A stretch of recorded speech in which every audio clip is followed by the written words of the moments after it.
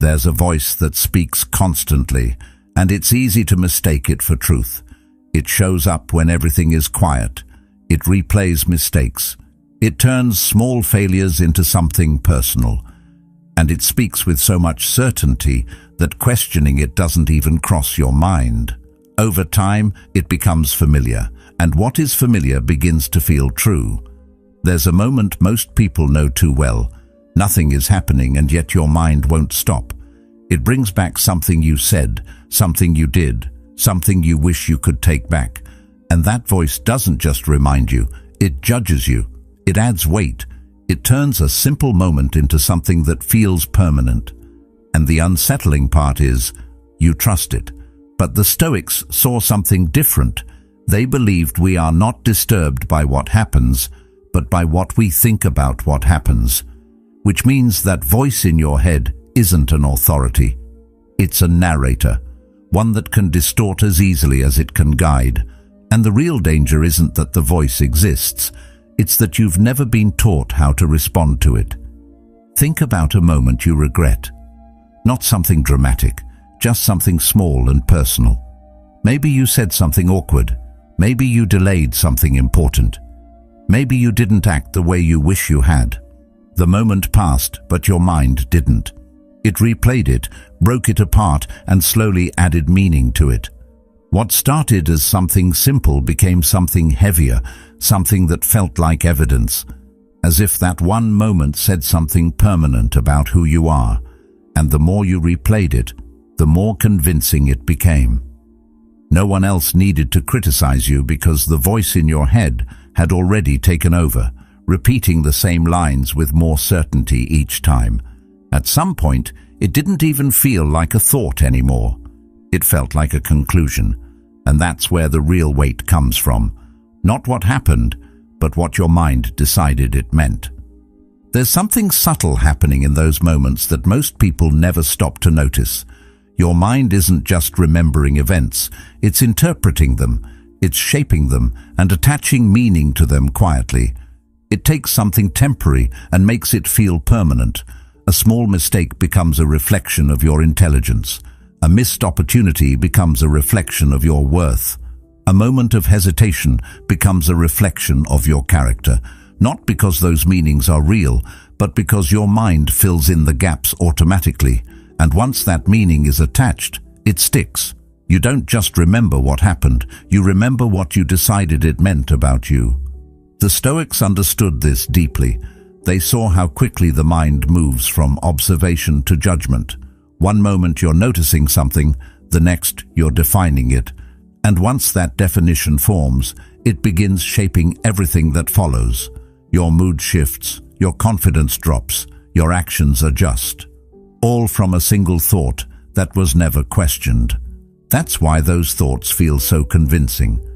They don't show up as possibilities, they show up as facts. The mind doesn't say, this might mean something. It says, this is what it means. And because it sounds like your own voice, you trust it without resistance. It feels natural. It feels justified. But that authority is not always earned. It's assumed. And once you start to see that clearly, something begins to change. You realize that the voice in your head is not a perfect guide, but a storyteller. One that can distort just as easily as it can clarify. Left unchecked, that storyteller builds patterns. It repeats the same interpretations over and over until they start to feel like identity. You begin to expect the same thoughts, anticipate the same judgments, and respond in the same ways. Not because reality demands it, but because repetition made it familiar, and familiarity feels like truth. But the moment you recognize that what you're hearing is interpretation, not reality, you create distance. It's small at first, almost invisible, but it changes everything. You're no longer fully inside the thought, you're observing it. And in that space, something opens up. Because once you can see a thought clearly, it loses some of its power over you. This is where a different kind of discipline begins. Not the kind that forces you to suppress thoughts or replace them with something artificial, but the kind that allows you to examine them. The Stoics never tried to silence the mind, they tried to understand it. They knew that peace doesn't come from eliminating thoughts, but from refusing to be ruled by them. And that doesn't require force, it requires awareness. Just a pause, just enough to question what you're hearing before you believe it. And if you're trying to understand your own mind in that way, not to escape it, but to see it clearly, then subscribing is a choice. A small step toward clarity, toward discipline, toward becoming someone who isn't controlled by every thought that appears. Because the way you think shapes the way you live, and learning to see your thoughts clearly might be one of the most important things you ever do. The shift is subtle, but it is powerful. Instead of immediately accepting the voice, you begin to evaluate it. Instead of reacting, you observe. Instead of identifying with every thought, you create a boundary between yourself and what your mind is producing. And over time, that boundary becomes stronger. The voice may still speak, it may still replay moments and attach meanings, but it no longer has complete authority. It becomes something you can listen to without obeying. This idea was captured simply in the reminder that you have power over your mind, not outside events. Realizing this is not just a philosophical statement, it is a practical one. It means that while you cannot control what happens or what thoughts initially appear, you can control what you do with them.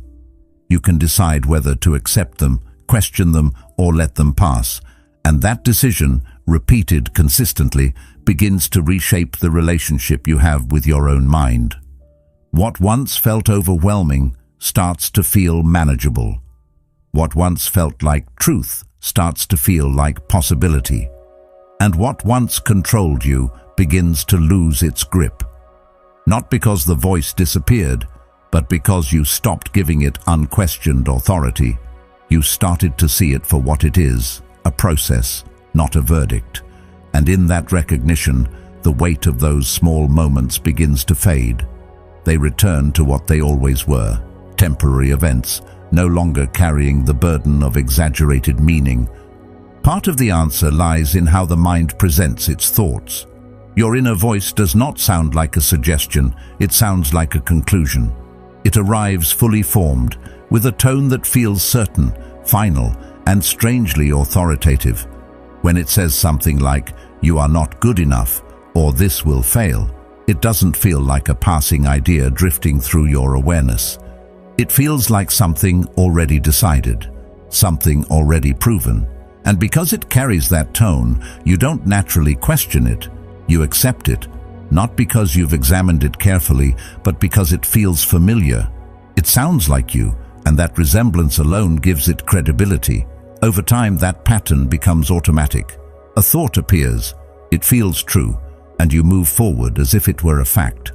There is a quiet efficiency in the way the mind works. It does not want to evaluate every thought from scratch, so it builds shortcuts. It learns to recognize patterns, to respond quickly, to conserve effort. But that efficiency comes with a cost. When the mind becomes used to presenting thoughts as conclusions, it stops distinguishing between what is accurate and what is simply habitual. A repeated thought begins to feel like a verified one, and the more often it appears, the less resistance it meets. It becomes easier to believe, not because it is correct, but because it is familiar. This is how certain ideas about yourself take root without ever being tested. They are not examined, they are absorbed. As Carl Jung once said, "Until you make the unconscious conscious, it will direct your life and you will call it fate." Once that absorption happens, the voice in your head gains a kind of quiet authority. It doesn't need to argue its case. It doesn't need to provide evidence. It simply states, and you follow. This is why even harsh thoughts can feel justified. They arrive with the same tone as your reasonable thoughts, the same sense of certainty, the same internal voice. There is no clear distinction between guidance and distortion because both are delivered in the same way. And without that distinction, it becomes difficult to separate what deserves your attention from what does not. Everything feels equally valid simply because it originates from within. If you slow this process down, even slightly, something begins to stand out. The tone of certainty is not proof of truth. It is just a feature of how thoughts are delivered. The mind does not label its thoughts with degrees of accuracy. It does not announce which ones are useful and which ones are misleading. It presents them all in the same voice, leaving you to decide what to do with them. And if you never pause to make that decision, you end up accepting everything by default. That acceptance becomes a habit, one that reinforces itself over time. The more you believe your thoughts automatically, the less likely you are to question them in the future. This is where a subtle shift becomes necessary, not a dramatic change, not an attempt to silence the mind, but a simple act of noticing. When a thought appears, instead of immediately stepping into it, you remain just outside of it. You observe its tone, its language, its certainty. You begin to see that the confidence it carries is not always earned, it is often assumed. And once you see that clearly, the grip it has on you begins to loosen. It does not disappear, but it becomes less convincing. It becomes something you can examine, rather than something you must obey. There is a deeper layer to this that often goes unnoticed. The mind is not only presenting thoughts, it is also reinforcing identity. When it repeats certain conclusions about you, especially negative ones, it starts to shape how you see yourself. A single thought, repeated enough times, begins to feel like a description rather than an interpretation. It moves from "this happened" to "this is who you are." And that shift is where the real damage occurs, because once a thought becomes tied to identity, it becomes much harder to challenge. It no longer feels like something external, it feels like something essential. But identity, like thought, is not fixed in the way it often appears to be. It is influenced by what you repeatedly accept as true. If you allow every harsh conclusion to define you, your sense of self will gradually reflect those conclusions. If you begin to question them, even slightly, that reflection starts to change. This is not about replacing negative thoughts with forced positivity. It is about removing the automatic belief that gives those thoughts their power. It is about creating enough space to decide whether they deserve to stay. This idea is captured in a simple reminder that it is not things themselves that disturb us, but our opinions about them. The implication is direct and practical. What you experience internally is not determined solely by what happens, but by how you interpret it. And those interpretations are not fixed. They are shaped, repeated, and reinforced through habit, which means they can also be examined and adjusted, not instantly, not without effort, but gradually, through awareness. As that awareness develops, the relationship you have with your inner voice begins to change. It no longer feels like an unquestionable authority. It becomes something closer to a tool, one that can still produce unhelpful output, but one that you are no longer forced to follow. The thoughts still appear, the tone may still carry certainty, but your response to them is no longer automatic. You begin to notice the gap between what is said and what is true, and in that gap there is choice. That choice is quiet, but it is significant. It allows you to step back instead of reacting immediately. It allows you to evaluate instead of accepting. And over time, it weakens the pattern that once felt so strong. The voice in your head does not lose its ability to speak, but it loses its ability to define you without your consent. It becomes part of your experience, not the ruler of it. And that shift, though subtle at first, changes the direction of everything that follows. As Epictetus put it, it's not what happens to you, but how you react to it that matters. This is where the Stoic perspective becomes powerful in a very practical way. They did not try to eliminate thoughts or silence the mind, because they understood that such attempts often create more struggle. Instead, they focused on how to relate to what appears internally. They practiced examining their thoughts with a kind of calm detachment. as if they were looking at something that needed to be understood rather than something that needed to be obeyed. This approach removes urgency. It removes the feeling that every thought demands a reaction, and in that space, a different kind of clarity begins to form. You start to see that not every thought carries the same weight, even if it feels that way in the moment. When a harsh thought appears, the instinct is to respond immediately, to accept it, argue with it, or try to push it away. But the Stoic approach introduces a pause, a brief moment where you step back and consider what is actually happening. A thought has appeared, nothing more.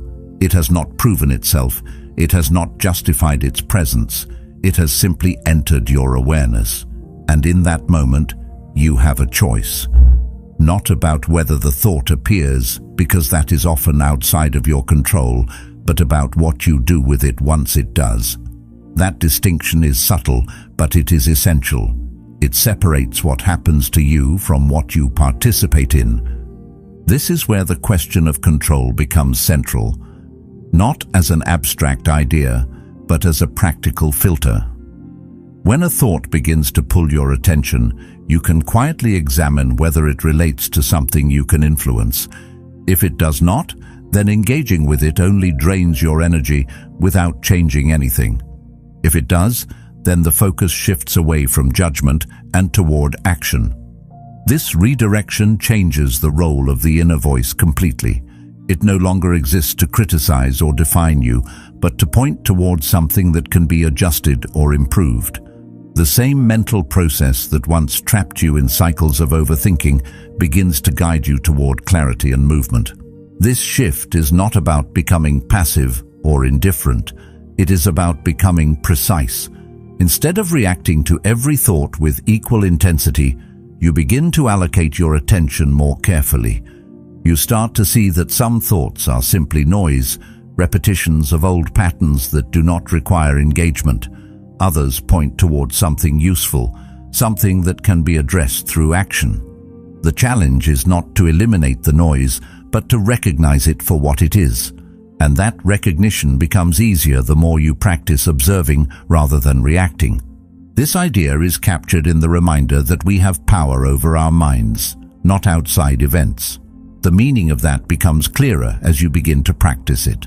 You cannot stop thoughts from appearing, just as you cannot control everything that happens around you. But you can decide how much authority those thoughts have. You can decide whether they are followed, examined, or simply allowed to pass. And that decision, repeated consistently, begins to reshape your internal experience. It creates a sense of control that is not based on eliminating difficulty, but on responding to it differently. As this way of thinking develops, the harshness of the inner voice begins to lose its impact, not because the thoughts themselves become softer, but because your relationship to them changes. They no longer feel like commands. They feel like inputs, suggestions that can be accepted or rejected. The emotional weight they carry starts to diminish, because you are no longer treating them as final judgments. You are treating them as temporary events, subject to examination and change. As Marcus Aurelius wrote, "The happiness of your life depends upon the quality of your thoughts."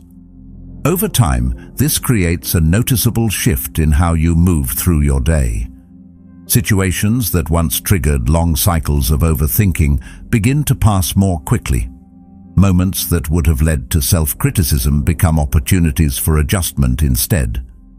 The mind does not become silent, but it becomes more orderly. It becomes something you can navigate rather than something that controls you. And that sense of navigation, of being able to step back and choose your direction, is where a deeper kind of confidence begins to form. It is not loud or dramatic. It does not announce itself. But it is steady. It comes from knowing that even when the voice in your head becomes harsh, you are not obligated to follow it. You can observe it, question it, and redirect your focus toward what actually matters. And in doing so, you transform the role of that voice.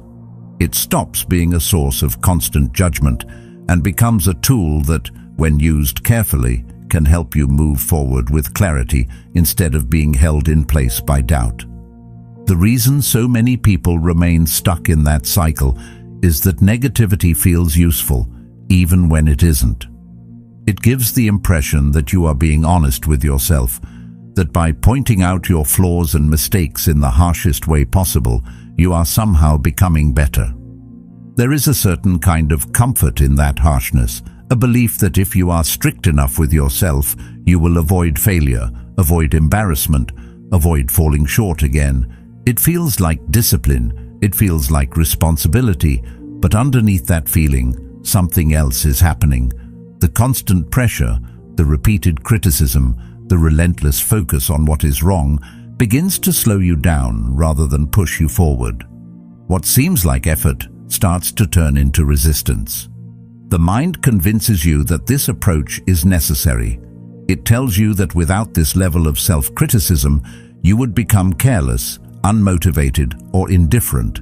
It frames harshness as a form of control, as if being hard on yourself is the only way to stay on track.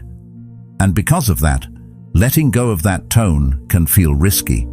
It can feel like you are lowering your standards or giving yourself permission to fail. But if you look closely at the results, a different pattern becomes clear. Constant self-criticism does not create clarity, it creates hesitation. It fills your mind with noise, making it harder to focus on what actually needs to be done. Instead of moving forward, you get stuck analyzing, doubting, and second-guessing. This is where the distinction between correction and attack becomes important. Correction is precise. It identifies what needs to change and directs your attention toward action. It is calm, focused, and practical. Attack, on the other hand, is broad and emotional. It does not guide, it overwhelms. It does not isolate the problem, it turns the problem into something personal. Instead of saying, "This approach didn't work," it says, "You are the problem." And once that shift happens, it becomes much harder to act. Because when the issue is framed as something inherent, something tied to who you are, there is no clear path forward. There is only weight. There is a quiet shift that happens when you begin to move away from that pattern. Instead of asking how to silence the voice, you start to ask how to make it useful. That shift in perspective changes everything.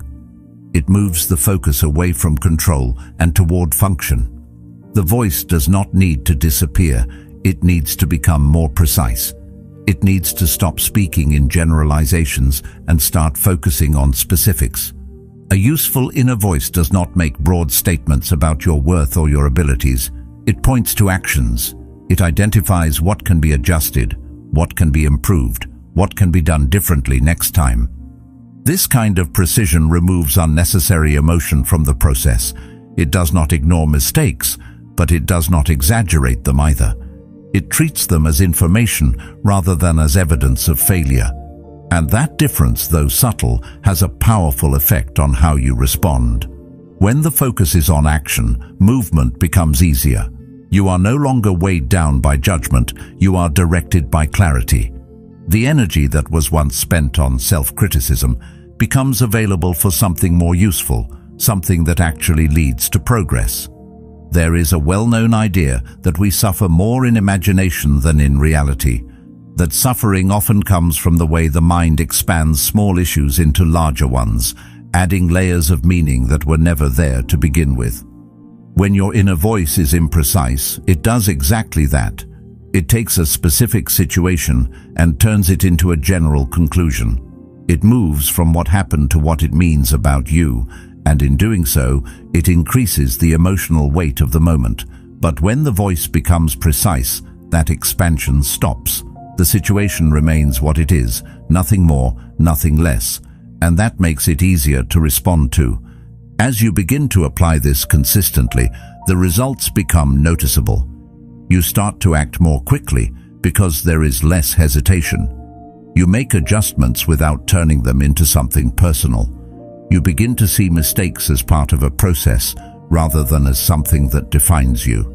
The voice in your head still speaks, but it speaks differently. It becomes more focused, more grounded, less emotional. It starts to resemble a guide rather than a critic. This does not mean that everything becomes easy. There are still moments where the old patterns return, where the voice becomes harsh again, where the tendency to criticize yourself feels automatic. But the difference is that you recognize it. You see it for what it is, a habit, not a necessity. And that recognition allows you to step back and adjust. It allows you to return to precision, to bring the focus back to what can actually be done.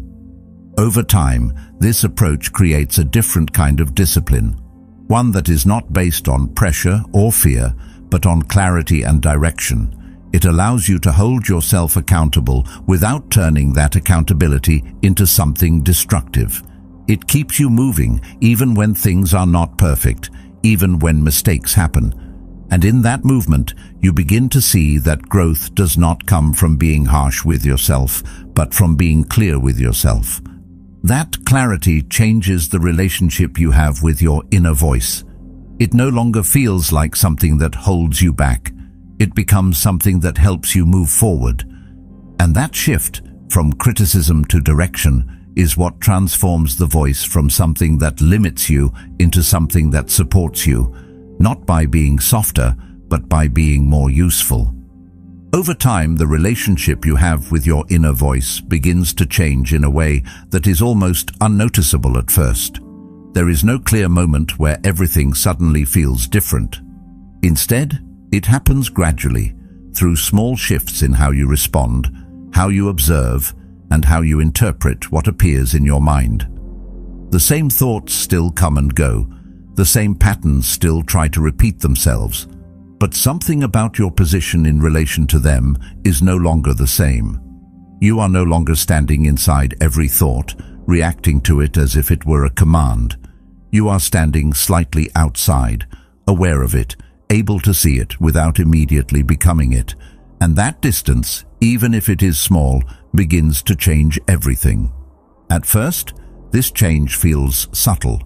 The voice still speaks, still presents its conclusions with confidence, still tries to pull your attention in familiar directions. But now there is a pause where there wasn't one before, a moment of recognition, a quiet awareness that what you are hearing is not necessarily truth, but interpretation. That awareness creates space, and within that space, something new becomes possible. You begin to choose your response instead of falling into it automatically. You begin to see that thoughts can pass through your mind without needing to define you. And that realization, once it settles in, starts to reshape the way you experience yourself. The mind that once felt overwhelming begins to feel more structured, not because it has become silent, but because it has become something you can navigate. The noise is still there, but it no longer has the same authority. It no longer dictates your reactions in the same way. You start to recognize patterns as they appear, to see certain thoughts as repetitions rather than revelations. And when you see them clearly, they lose some of their impact. They become familiar in a different way, not as truths to follow, but as patterns to observe. This is where the idea of mastering the self begins to take on real meaning. It is not about controlling every thought or eliminating every negative impulse. It is about refusing to be ruled by them. It is about understanding that your mind will produce all kinds of content, some useful, some not, and that your role is not to accept everything it offers, but to decide what deserves your attention. That decision becomes easier over time as you become more familiar with the nature of your own thoughts. You start to see which ones lead to clarity and which ones lead to confusion, which ones move you forward and which ones keep you stuck. There is a kind of quiet confidence that grows from this process. Not the kind that comes from external validation or temporary success, but the kind that comes from knowing you can handle your own mind. You no longer feel at the mercy of every thought that appears. You know that even if the voice becomes harsh, even if old patterns resurface, you have the ability to step back and respond differently. That ability does not remove difficulty, but but it changes your relationship to it. It makes it manageable. It gives you a sense of stability that does not depend on everything being perfect. As Seneca observed, we suffer more often in imagination than in reality. This shift is often misunderstood. Many people believe that peace comes from silencing the mind, from reaching a point where negative thoughts no longer appear. But that is not how the mind works. Thoughts will continue to arise, just as external events will continue to happen. The real change is not in the absence of those thoughts, but in your response to them. It is in the recognition that you are not obligated to follow every thought to its conclusion. You are not required to engage with every interpretation your mind produces. You have the ability to let thoughts pass without attaching yourself to them. There is a reminder that the happiness of your life depends upon the quality of your thoughts. That quality is not determined by eliminating negative thoughts entirely, but by how you relate to them. It is determined by whether you accept them blindly or examine them carefully. It is determined by whether you allow them to define you or see them as temporary events within your awareness. And as you begin to take more responsibility for that relationship, the overall tone of your inner experience begins to shift. The mind becomes less of a battlefield and more of a space you can move through with awareness. You still encounter difficult thoughts, still face moments of doubt or hesitation, but they do not overwhelm you in the same way. They pass through, and you remain. You observe, and then you decide. That process becomes more natural over time, more consistent, more reliable, and with that consistency comes a deeper sense of control, not over everything that happens, but over how you respond to what happens within you. Eventually, you begin to see that the real transformation was never about changing the voice itself. It was about changing your position in relation to it. The voice can still speak, still present its interpretations, still try to guide or mislead, but it no longer has the final say. It is no longer the authority it once felt like. You are. And that shift, from being controlled by your thoughts to being able to observe and direct them, is where true change takes place. Not in silence, but in awareness. Not in elimination, but in mastery. In the end, the voice in your head was never your enemy. It was a tool you were never taught how to use. And the moment you stop obeying every thought, you start becoming someone who can actually direct their life instead of reacting to it. That's where real strength begins. Quiet, steady, and completely within your control. If this resonated with you, there's another video on your screen right now that will take this even deeper and help you build that inner clarity step by step. Stay with it. And thank you for being a part of Stoic Journal.